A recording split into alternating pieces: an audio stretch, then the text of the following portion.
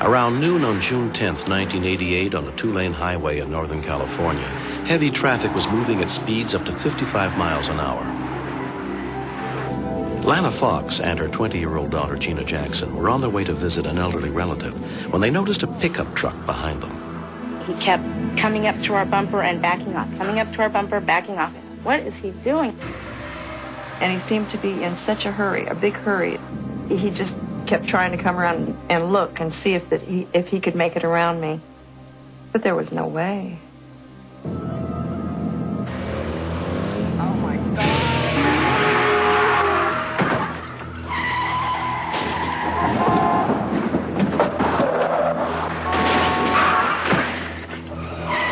The driver of the pickup apparently had lost control of his vehicle and crossed over into the oncoming traffic, causing the accident. I couldn't just keep going and call for help later on. Somebody needed help right then and there. That's when it was happening. You had to do something now. I checked this man over. He was complaining of neck pain. So I stayed with him as my mom ran on to help in the third car.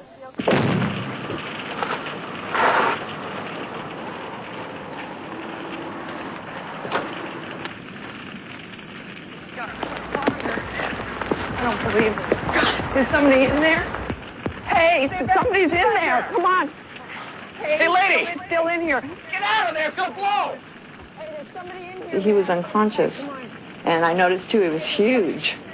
I turned around to the people that were all milling about. They kept yelling at me, no, it's too late. It's too late. It's going to blow. Get out of there. Get out of there now! The victim weighed more than twice as much as Lana herself.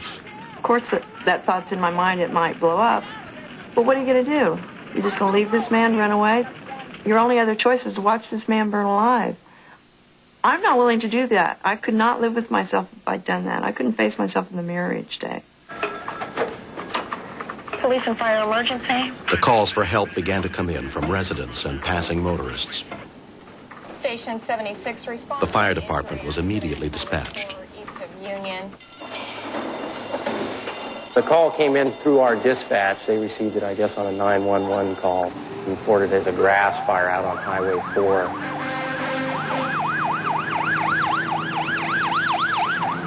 It's a code 3 for head-on collision at Highway 4. The vehicle's on fire. When reports of an injury accident came in, paramedics were also sent to the scene. Help me! Lana managed to drag the victim out of his burning car. I could feel flames as I was there licking up my leg. It actually burned my shoe and my toe. Come on, help me! So I started running up to help my mom as another man who was closer reached her first. It was a real intense situation. I felt a lot of fear. You can hear the flames popping underneath the car. So we knew that something was going to happen. We just didn't know how much time we had. Come on. Get out of here. It was amazing because it was only about 30 seconds from the time we moved him to the time when the car became engulfed in flames. Michael Bradley had been driving behind the pickup truck just before the accident. Hey! Somebody call the ambulance! We didn't have anything to cover his wounds with. There was blood just everywhere, just squirting out of this man. He had a horrible wound on his head. And so I covered the wound on his head with my hand and another wound on the side of his neck with my hand. We realized that he couldn't lapse back into unconsciousness. That wouldn't be a good idea, so we just tried to keep him talking and keep him awake. Highway Patrolman Gary Sutherland was the first officer on the scene. When I did arrive, the vehicle was already in flames, and had the driver not been removed prior to my arrival, he would most certainly have been killed. The fire extinguisher in his vehicle could not put out the burning car, but it knocked down the flames from the brush fire creeping toward the victim. I didn't think he was going to make it. He was in very bad shape, very bad shape.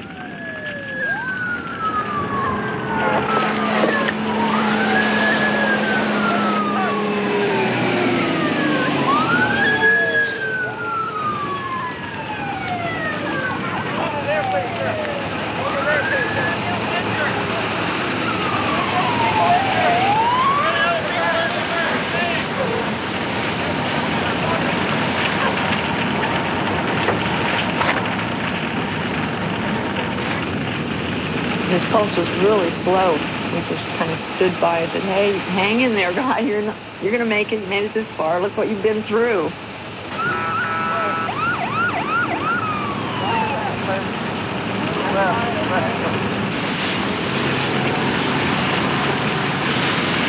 Paramedic Emed Gerges and his partner treated the victim at the scene. As we approached the victim, upon our initial assessment and general appearance, he looked like he was going into shock. And if we don't get this patient into a trauma center quickly, then his chances of surviving the injury would be greatly decreased.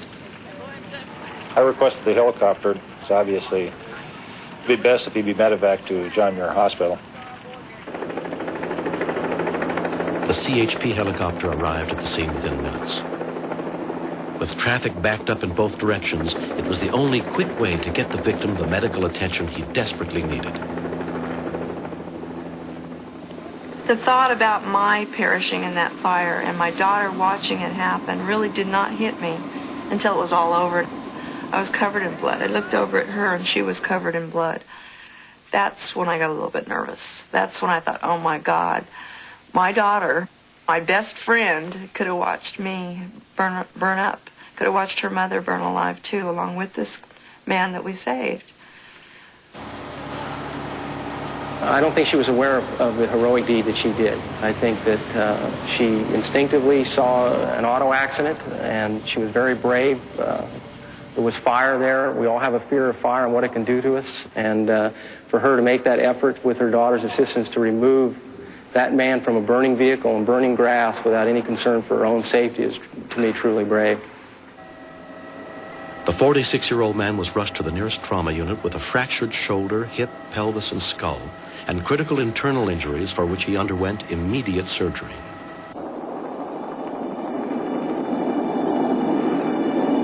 I was really angry that these people didn't help me.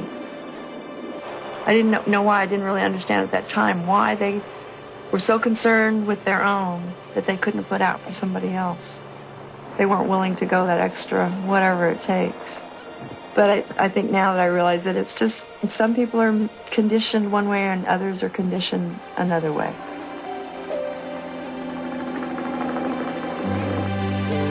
Lana Fox was driving a high... Recently, Lana Fox was awarded a Medal of Valor by the county in recognition of her selfless courage. I've always looked up to my mom. She's my best friend. I don't know if you'd say she's a hero. I just think she's a helper, a giver. She's always been a giver, not a taker. I've heard from Jay since the accident several times, which is really nice. They thanked me for helping him out and let me know that life was good for him again. He's with his family and he's happy. He's very happy to be alive. I don't think I'm a hero. I think I'm a doer. I've always been a doer. That's what I think. I don't know. What's a hero? Next. It's very difficult to tell somebody that your 20-year-old son may never walk again. It's even more difficult if you have to tell them that they may not live through the night.